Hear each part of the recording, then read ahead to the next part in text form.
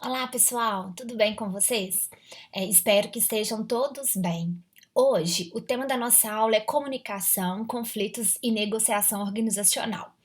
Isso mesmo, vamos falar de três elementos constituintes nas organizações. Óbvio que, quando pensamos em conflitos, queremos evitá-los sempre que possível. Mas muitas vezes esses conflitos, eles acabam sendo funcionais e são ocasionados também por causa de muitas vezes uma má comunicação. Então precisamos de ter aí habilidades de negociação para resolver esses conflitos e problemas mesmo voltados para a comunicação. Então, bom, nessa pequena introdução aqui, já podemos então ver que cada um desses temas, né, desses elementos, eles serão explorados na aula de hoje. E são elementos muito importantes porque eles estão presentes em grande parte das organizações em algum momento. E aí, hoje vamos falar então da comunicação, do conflito, da negociação, abordando aí etapas do processo, canais, as barreiras de comunicação e as principais definições mesmo. E, por fim, fecharemos aí com as nossas considerações finais. Bom, para essa breve contextualização, vamos então relembrar que vimos alguns dos desafios organizacionais. Alguns deles foram, né, formalização, né, quando o grau de fato aí da escrita, da padronização, de deixar tudo muito bem descrito em regulamentos, em regimentos. Depois vimos também o desafio da diferenciação.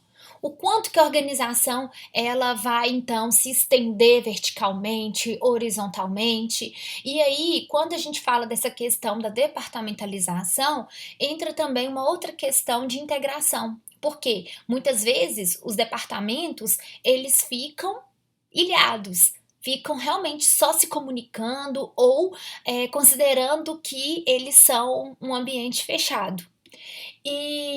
Um outro desafio que vimos também foi a centralização.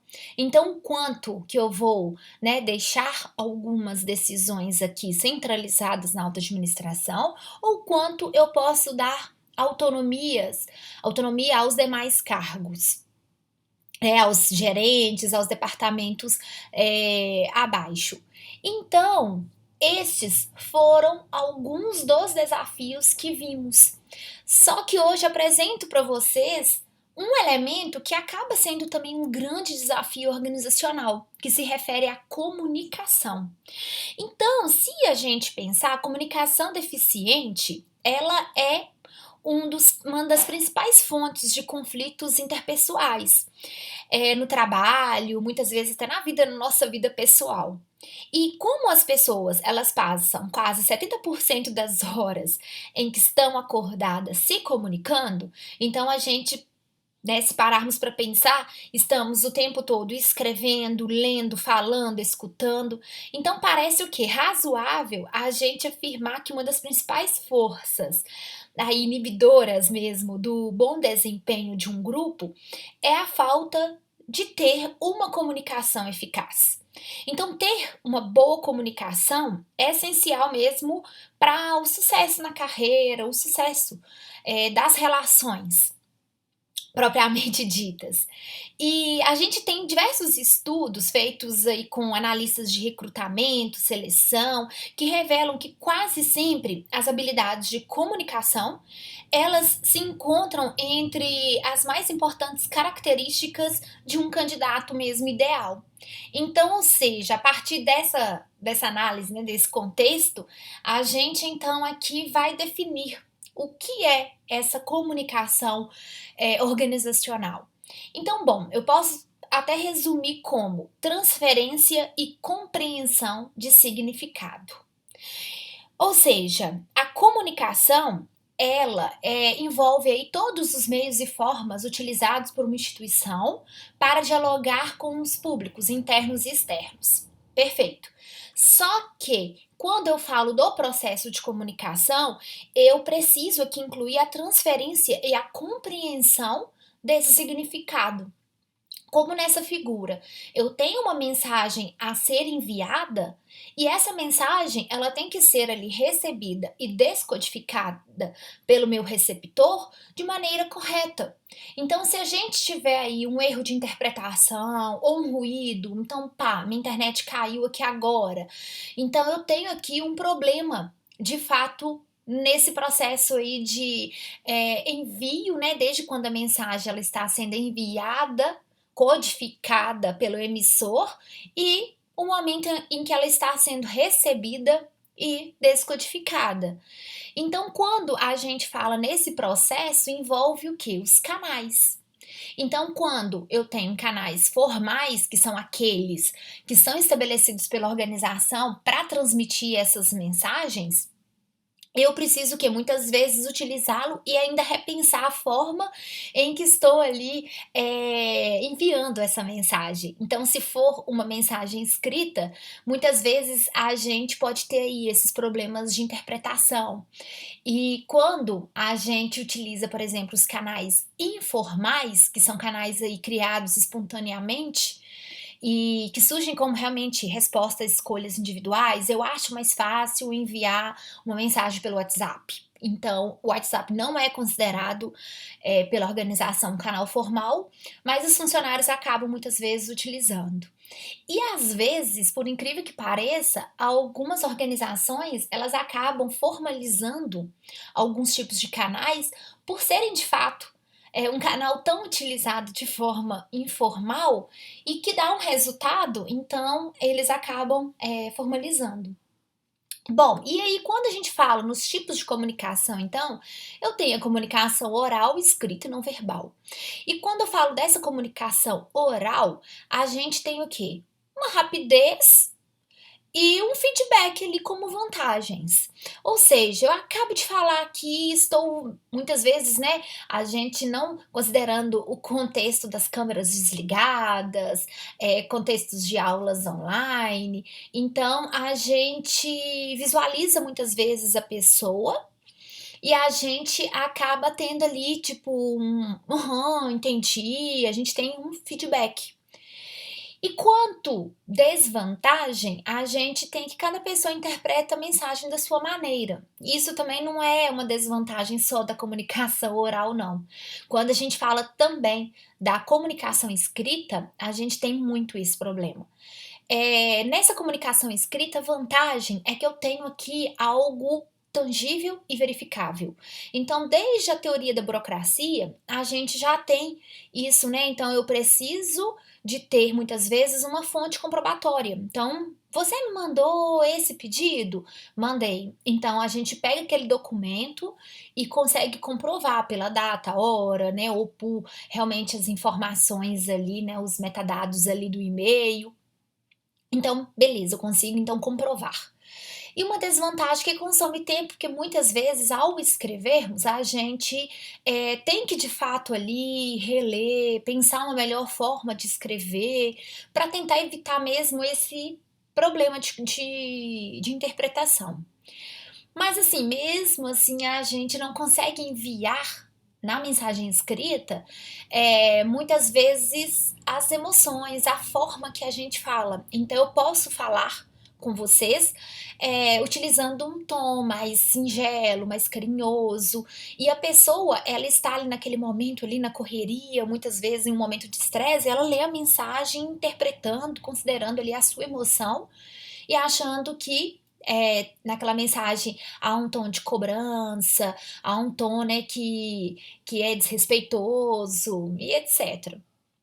E hoje, inclusive, a gente utilizando os mecanismos, né, usando vários aí emojis e tudo mais, a gente tenta restringir um pouco essas faltas, essa desvantagem na interpretação. Porque eu posso escrever e depois colocar um emoji piscando o olho ou uma carinha, né, tá tudo bem. Então isso é para tentar demonstrar um pouco também o que eu estou sentindo ou como eu quero passar essa mensagem. E aí, na comunicação não verbal, é que a gente tem de fato uma comunicação onde eu vou utilizar gestos, movimentos corporais mesmo e tem significado.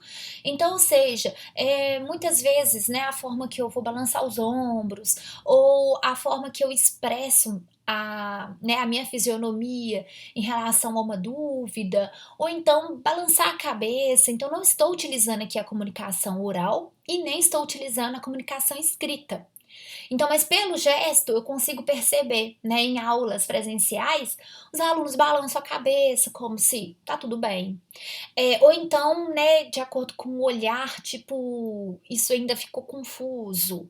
E a gente tem também diversos outros, né? Por exemplo, um tchau, a gente não precisa falar, né? Então a gente tem ali aquele movimento corporal, um tinino e dentre outros. E o que a gente tem quanto preocupação mesmo nessa comunicação organizacional, além, né, dessas desvantagens, é que muitas vezes a organização ela vai apresentar redes de rumores. O que seria isso? Alguém já ouviu falar sobre a rádio peão? Então, muitas vezes circula na organização informações, mensagens que não são condizentes com a realidade. Então, o que a gente fala, né, muitas vezes, sai algo da alta administração falando que é necessário reduzir custos.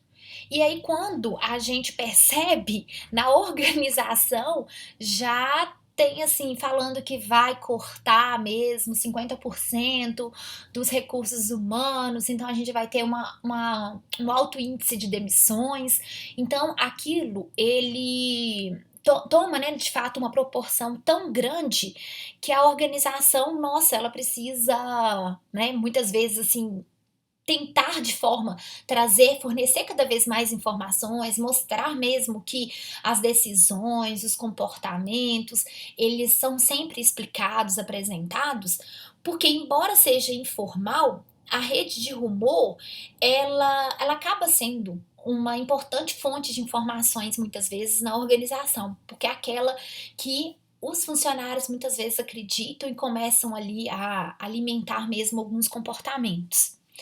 Então ela é tida pela maioria dos funcionários como confiável, fidedigna, amplamente utilizada ali para servir interesses pessoais. Então eu quero, né, de fato ali, mudar algo no meu ambiente de trabalho, então eu começo a passar essas informações. E também a gente tem a questão de manter os canais de comunicação abertos como uma sugestão mesmo para reduzir essas consequências negativas. Então, muitas vezes, os funcionários vão acreditar que aquilo não é verdade, porque a organização ela tem esse canal de comunicação aberto. Então, ela vai questionar, duvidar e muitas vezes até perguntar mesmo se aquilo é verídico ou não. E aí, a gente tem então, quanto barreiras na comunicação, diversos elementos. Então, esses aqui são alguns dos elementos que a gente, de fato, né, acaba tendo na organização de forma muito presente. Só que antes de falarmos mesmo das barreiras, cabe a gente destacar que a riqueza de informações dos canais de comunicação, eles devem ser considerados também, porque nós temos diversos canais, por exemplo, relatórios e boletins formais, discursos gravados, grupos de discussão online, discursos ao vivo ou por videoconferências. A gente tem conversas cara a cara, conversas telefônicas, e-mails, memorandos, cartas, ou seja, é uma lista muito grande de canais de comunicação. Então, cabe naquele momento o gestor, a pessoa que quer transmitir a mensagem, identificar qual é o canal mais coerente, que é aquele que vai apresentar mesmo ali aquela riqueza mesmo de quanto informação. Ou seja, se eu preciso passar uma informação de forma imediata, então muitas vezes eu não posso aguardar o meu colaborador acessar o seu e-mail, muitas vezes ele está na área de produção e não está tendo acesso ali ao computador, por exemplo. Então isso é só uma reflexão mesmo quando a gente pensa aí nessa questão de comunicação eficaz.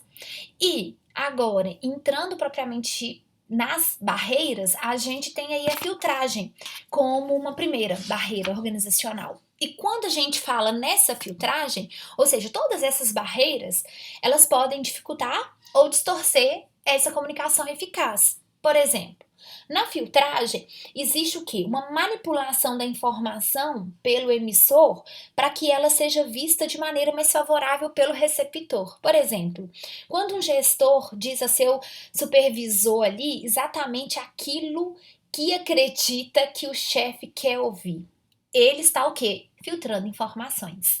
Então, ele poderia, né, ele deveria, né, apresentar toda a situação com a maior riqueza de informações, que isso auxiliaria no processo decisório.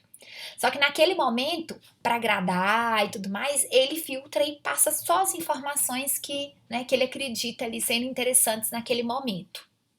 Quando a gente tem a percepção seletiva, que é também, né, uma questão de, né, do receptor ali, daquela pessoa, ela escutar aquilo, né? Porque ela projeta interesses ou expectativas. Então ela vai descodificar aquela mensagem de acordo muito com o quê? Com o que ela acredita ser de fato mais importante. Ou seja, o receptor no processo de comunicação, ele vê e escuta seletivamente, com base nas suas próprias necessidades, motivações, experiências, histórico ou até mesmo características pessoais. Quando a gente fala na questão da sobrecarga de informação, de fato, as pessoas ela têm uma capacidade finita, né, gente, de processar informações. Então, quando as informações com as quais nós temos que trabalhar excedem essa nossa capacidade de processamento, o resultado é o quê? Sobrecarga de informação. Então, aí muitas vezes o que acontece? As pessoas elas acabam não tendo mais, né, como acessar as informações ou assimilar mais informações. E aí muita informação que é importante, é necessária, acaba sendo o quê? Perdida.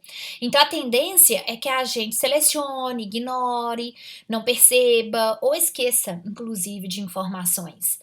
Muitas vezes, quando a gente vê o nosso e-mail com muita sobrecarga, então a gente às vezes vai dar uma passada de, né, um olhar ali para ver o que pode ser mais relevante, sendo que algum que não foi aberto, né, teria ali uma mensagem, uma informação que, né, ajudaria assim muito no processo decisório também, por exemplo. A questão das emoções, que é a nossa quarta barreira aí. Então, a gente pode interpretar a mesma mensagem de uma forma, caso esteja aborrecido ou distraído, e ainda caso a gente esteja feliz. É o que eu comentei com vocês anteriormente. Então, os estados emocionais mais extremos, como euforia, depressão, eles acabam oferecendo maior probabilidade de impedir a comunicação aí o quê? Eficaz. Então, nessas situações, nós temos que tentar, né, mesmo deixar de lado a nossa racionalidade e objetividade para dar lugar apenas ali às emoções. Então, é complicado, então, porque a gente deixa, né, as emoções falarem mais alto e aí a comunicação também ela acaba se perdendo. O sentido dela essencial acaba não sendo considerado. A questão do idioma, que para a gente também é super, né, claro assim. Então, quando a gente, e mesmo quando a gente está comunicando na mesma língua, as palavras têm significados diferentes para pessoas diversas. Então, por exemplo, a idade, contexto cultural são dois fatores que são também muito importantes aqui a serem considerados. Então, por exemplo, imagine uma situação em que um consultor está conversando com uma filha adolescente de uns 15 anos sobre o lugar aonde ela vai com seus amigos. De repente, às vezes ele pode dizer: você precisa determinar os fatores relevantes, ponderá-los e estabelecer uma matriz de prioridades.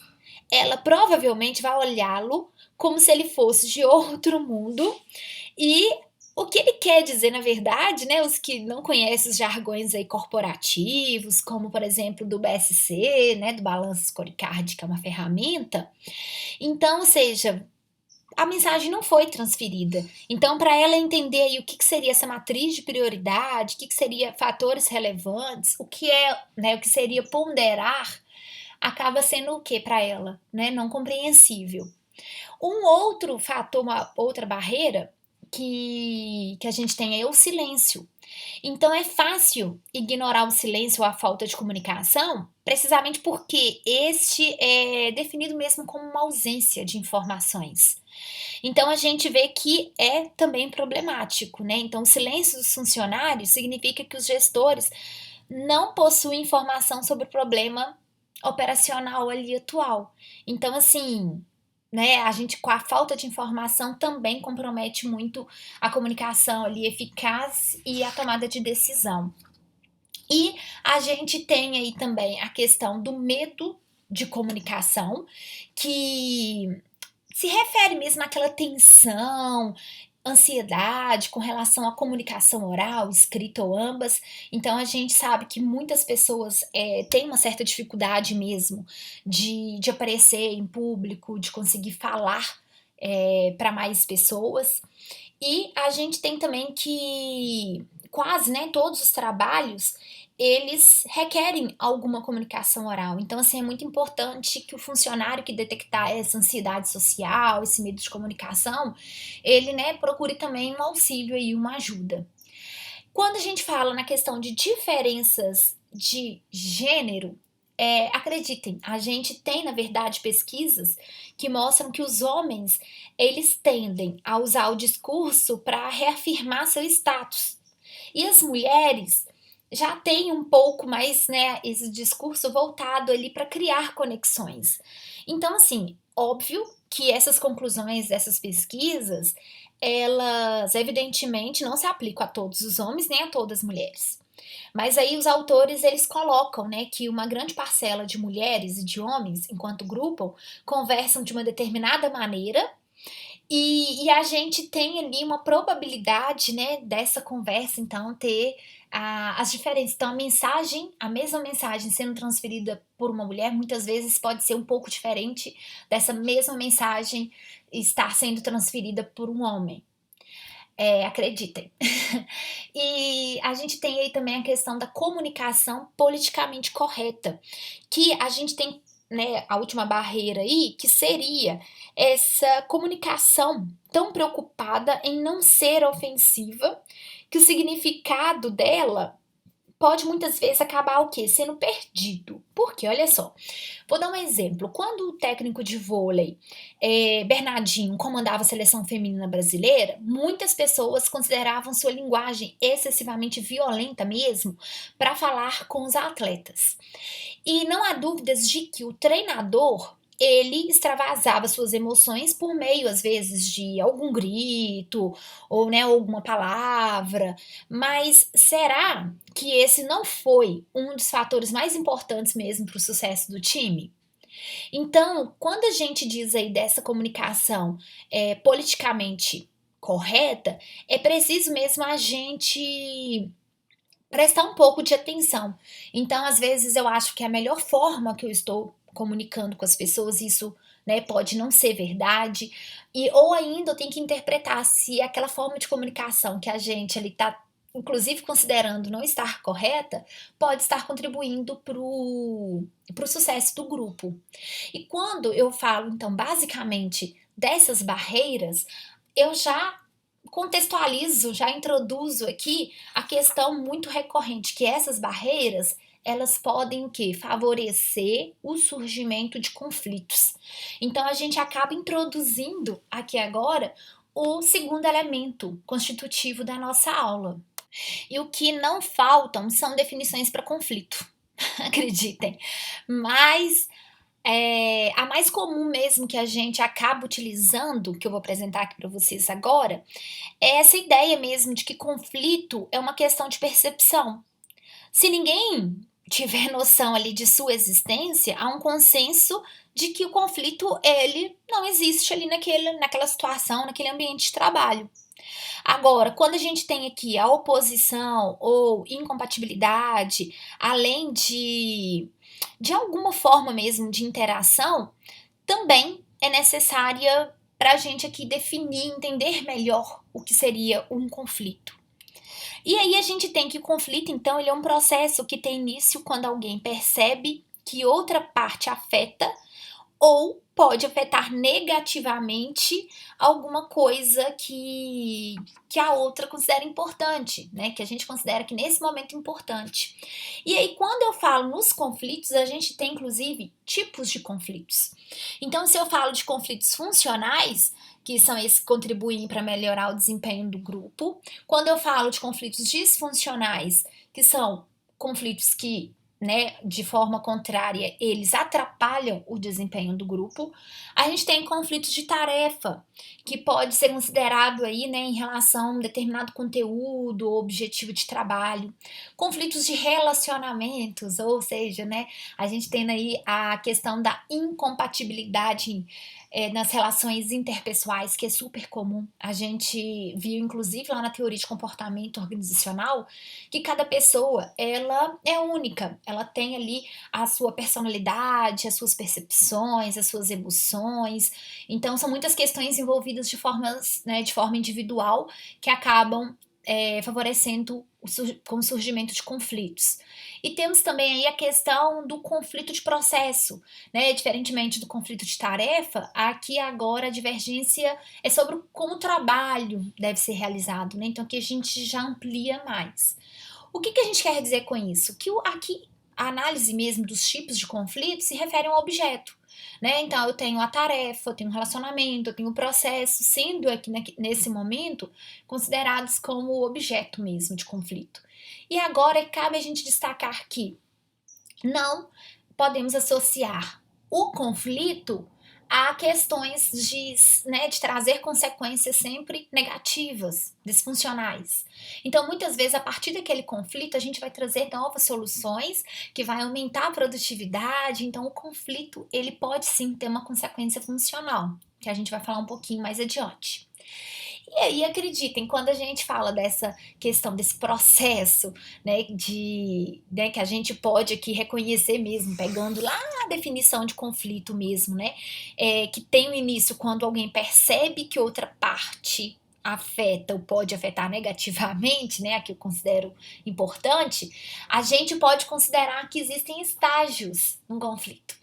E aí vocês podem parar e pensar, Lana, quando eu tô discutindo com alguém, se eu vou pensar assim, peraí, estou entrando no estágio 3, agora vou tentar resolver isso entrando no estágio 4. Mas, bom, então a gente tem que, na teoria, é possível sim a gente reconhecer alguns estágios dentro, né, de conflitos mesmo organizacionais.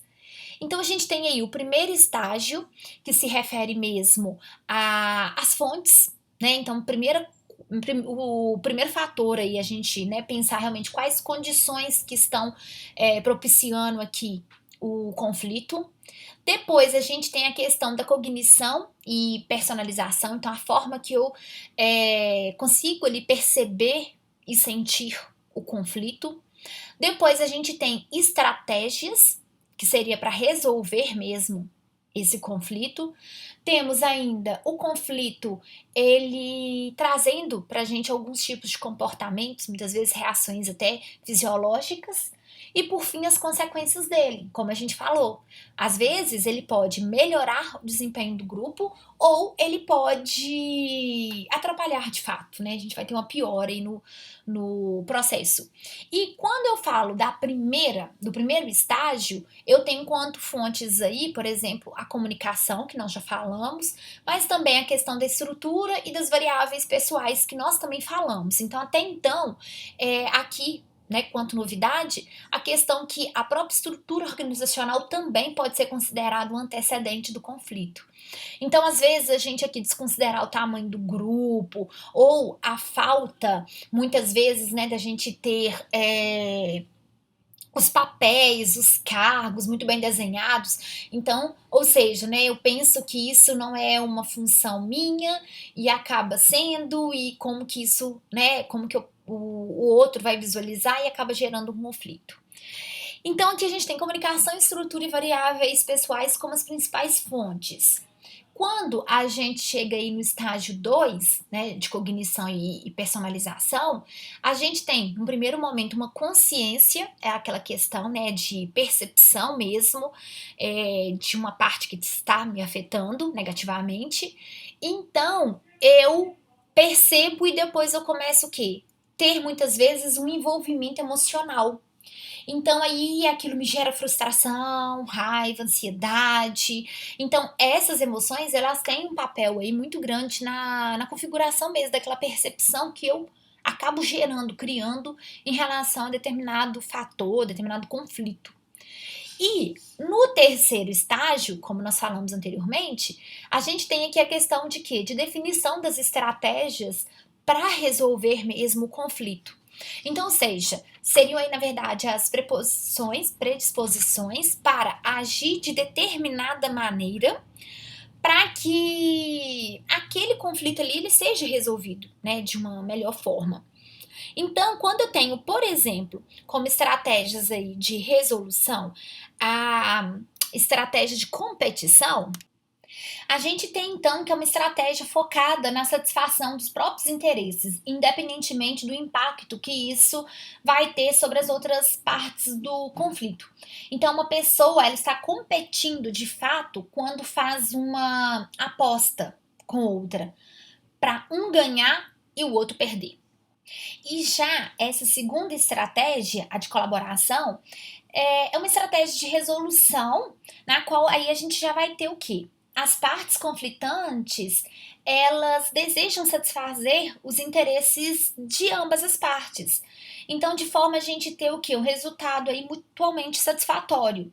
Nesse caso, a gente pode considerar que colaborar significa que a intenção das partes é solucionar o problema, esclarecendo as diferenças, em vez de tentar realmente acomodar, né, os diversos pontos de vista. E se a gente tentar encontrar uma solução ganha-ganha, isso pode permitir o quê? Que ambas partes satisfaçam os interesses e você está o quê? De alguma forma colaborando.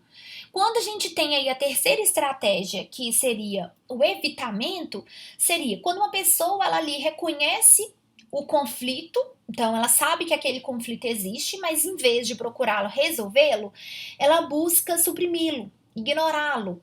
Então ela está o quê? Evitando o conflito. Alguns exemplos dessas estratégias incluem aí a tentativa de simplesmente ignorar e a de evitar pessoas de quem se discorda. Então a gente não vai, né, realmente levar adiante aí o conflito. Quando eu tenho a questão da acomodação, que é uma estratégia em que uma das partes ela acaba muitas vezes sacrificando seus interesses em detrimento de interesses contrários para fortalecer mesmo ali o relacionamento entre as partes. E aí significa que apoiar a opinião de alguém sem concordar totalmente com ela é um exemplo dessa acomodação. O compromisso, por fim, né, é uma estratégia e não há exatamente vencedores e vencidos. O que há aqui é uma disposição para aceitar uma solução que satisfaça apenas parcialmente os interesses de ambas partes, e a gente tem aí uma solução de compromisso, né? Então, ou seja, elas estão dispostas a abrir mão de alguma coisa. Então, aqui a característica mais importante dessa estratégia é a disposição mesmo de cada uma das partes em ceder algo para solucionar então o conflito. E aí a gente tem que as intenções estratégicas das pessoas, elas não são imutáveis. Então, durante um conflito, a gente pode ter estratégias que podem se mudar, se as partes conseguirem compreender um ponto de vista do outro. Quando, né, a gente também tem aí envolvimento nessa também disposição das partes em ouvir. Então, a gente consegue aplicar mesmo, definir estratégias para resolver o conflito. Mas a gente ainda tem que considerar que alguns conflitos, eles acabam gerando determinados comportamentos. E quando a maioria das pessoas pensa em um conflito, tende a pensar nesse estágio aqui 4, né? Então, assim, realmente as declarações, as ações, reações das partes envolvidas. Então a gente tem aí, né, que aqui muitas vezes se tornam mais visíveis mesmo, né, a existência daquele determinado conflito. Então, o estágio aí de comportamento, né, que a gente tem inclusive demonstrado nessa figura, a gente tem muitas vezes comportamentos aí, né, que eles são de escala, né, ou de consequências menores, até realmente aí esforços aí mais explícitos mesmo para, né, a pessoa conseguir vencer, né, uma parte vencer a outra. E aí, para finalizarmos o processo de conflito, a gente tem então as consequências, como a gente havia falado anteriormente. Consequências, né? Podem ser consequências funcionais, que vão de alguma forma lhe trazer contribuições, melhoria na qualidade de decisões, estimular criatividade, além disso, né, inovação, encorajar ali as pessoas cada vez mais a vestirem mesmo a camisa da organização.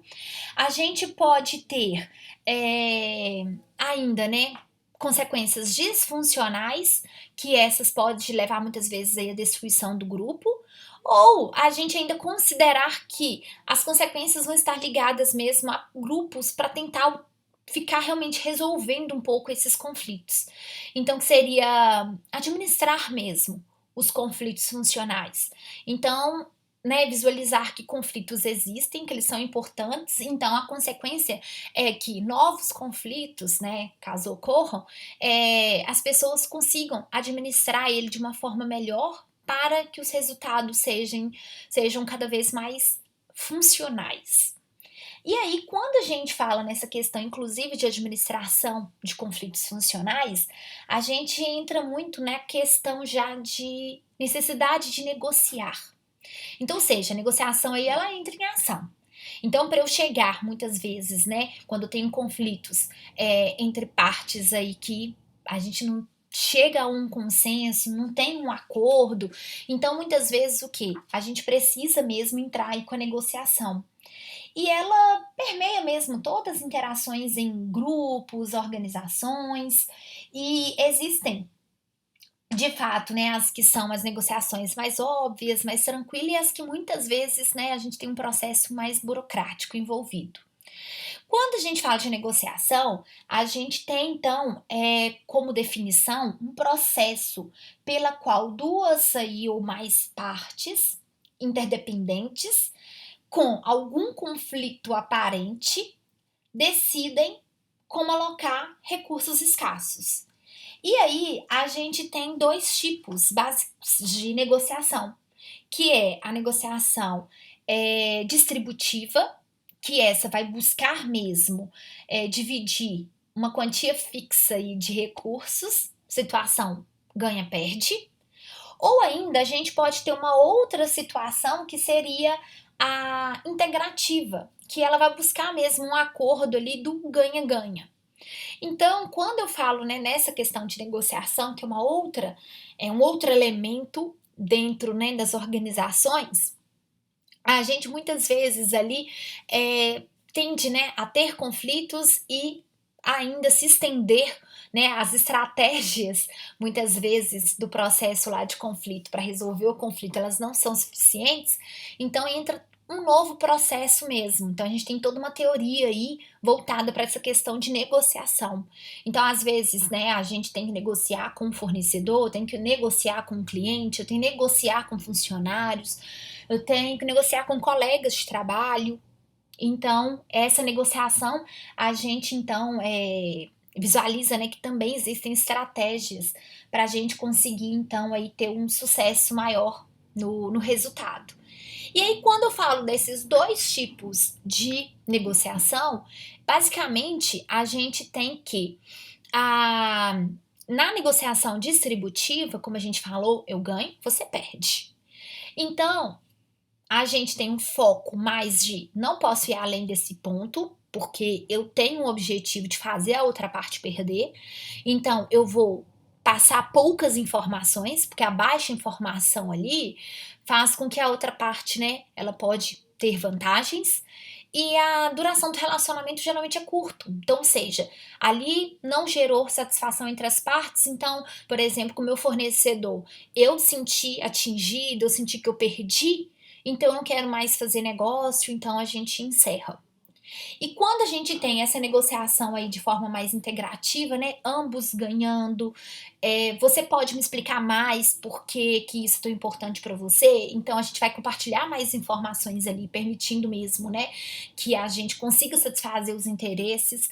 A gente acaba tendo relacionamentos de, né, a um prazo aí maior. Então a gente já confia mais na outra parte e acredita que ela pode sim, né, ser ali uma parceira, enfim. Então, quando a gente fala desse tipo de negociação, não diferentemente, a literatura também, ela acaba apresentando o quê? Um processo, que se eu preciso negociar, eu tenho que pensar em etapas, naquelas fases mesmo, sabe? Tipo, no primeiro passo aí, no caso, a preparação e o planejamento, que seria basicamente, antes de começar a negociação, fazer mesmo aquela lição de casa assim: qual é a natureza do conflito? Qual o histórico dessa negociação? Quem está envolvido? Quais são as suas percepções sobre o conflito? O que você pretende com essa negociação? Quais são as suas metas? Então, ou seja, que eu estou preparando e planejando. Quando eu passo para a segunda fase ali, que seria de definição de regras, depois de ter feito o planejamento, elaborado a estratégia, então quer dizer assim, que você está pronto para definir agora com o seu oponente as regras e procedimentos que vão guiar de fato então a nossa negociação. Que aqui envolve quem serão os negociadores, onde a negociação será realizada, o que mais? Quais são, na verdade, as limitações de tempo, se é que existe aí, né, no caso. Quais questões a negociação estará limitada, haverá algum procedimento a ser seguido, né, caso chega realmente a algum impasse. Durante essa fase, então, as partes elas também expõem suas principais propostas e demandas.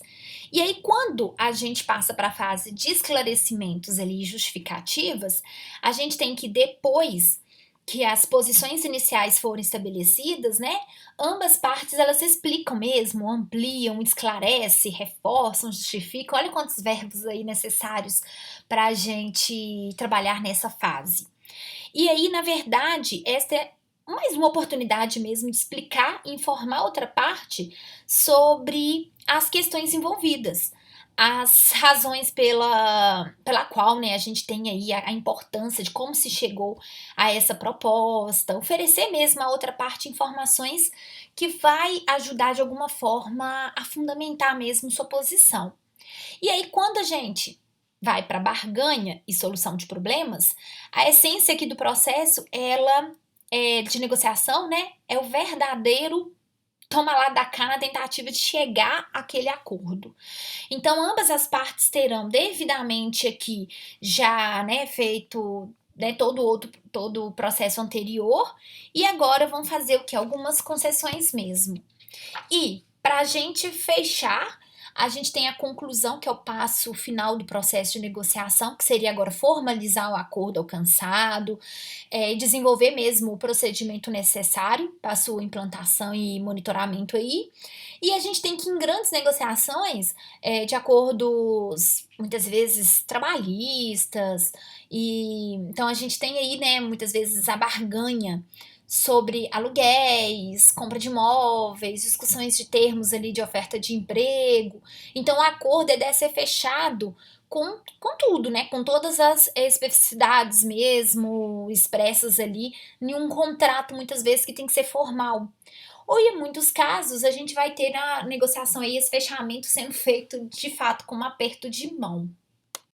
E com isso, vamos finalizar então assistindo também um pequeno vídeo aqui sobre o processo de negociação. Negociação consiste numa relação de trocas, concessões e resoluções inclinadas à satisfação das necessidades ou interesses de partes opostas. Negociar faz parte do nosso dia a dia, de todo e de qualquer empresário. Uma negociação é um processo que tem por finalidade permitir que duas ou mais partes afastem-se de suas posições divergentes iniciais para irem ao encontro de um denominador comum sob o qual possam alinhar os seus interesses e alcançar um acordo mutuamente aceitável, vantajoso e viável. Veja agora este exemplo.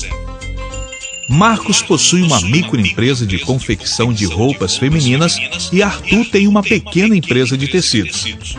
Os dois fizeram um acordo para que o fornecimento de tecidos fosse feito todo início de mês. Porém, alguns imprevistos têm feito Arthur atrasar em 10 dias o fornecimento. A empresa de Marcos não pode ficar sem tecidos, pois fica sem matéria-prima para trabalhar. Marcos decidiu procurar Arthur para entender o que estava acontecendo e tentar contornar a situação. Sem a ajuda de terceiros, Marcos marcou uma reunião com Arthur em sua empresa. No dia marcado, Arthur foi ao encontro de Marcos e os dois começaram uma sessão de negociação. Antes da sessão de negociação, Marcos se preparou identificando os problemas que ele gostaria de resolver, definindo os objetivos da negociação, pensando nas concessões que poderia fazer e coletando informações sobre o problema. Logo depois, escolheu um local adequado à negociação. Marcos planejou a negociação e se preparou para poder explicar a Arthur os reais interesses dele na reunião. Ao começar a negociação, Arthur e Marcos se cumprimentam e inauguram a conversa. Cada um assume o seu ponto de vista e explica suas posições. Começa então a tentativa de explorar os acontecimentos e explicar alguns pontos do acordo firmado anteriormente. Depois os dois identificam o que causou o conflito e começam a pensar em alternativas para resolver a situação. Cada um pensa em uma solução diferente e eles vão construindo um acordo para solucionar a controvérsia. Assim, cada um faz uma concessão de posições e atitudes e acabam por chegar num acordo. Tanto Marcos quanto Arthur ficam felizes em resolver os seus problemas. Na negociação é assim. As partes conversam entre si, sem intermediação de ninguém, e tentam se entender. Com uma conversa franca, bem intencionada e cada lado cedendo o que pode ser cedido, o acordo acontece mais fácil e todos ficam satisfeitos. Mas aí é importante a gente destacar ainda, em complemento a esse exemplo, que não precisou, né, houve a negociação sem a interferência aí de uma terceira parte, a gente pode ter sim a presença dessa, né, terceira parte aí, que seriam muitas vezes de um mediador ou de um conciliador ou até mesmo de um árbitro. São pessoas mesmo, terceiras partes aí, que acabam de alguma forma contribuindo. O mediador, por exemplo, ele é neutro e ele facilita mesmo uma solução ali negociada por meio da utilização da razão, da persuasão e também da sugestão ali de melhorias. Quando a gente tem a figura de um conciliador, é uma terceira parte confiável ali, ela estabelece uma comunicação informal entre o negociador e a outra parte, e tentando muitas vezes resolver, né, aquele determinado problema. A gente tinha até um quadro no Fantástico sobre isso. E também a gente pode ter um árbitro, que seria a terceira parte com autoridade para ditar mesmo os termos de um acordo. Então a gente pode ter tanto a negociação sendo um processo sem a interferência da terceira parte, ou tendo também, sim, essa interferência.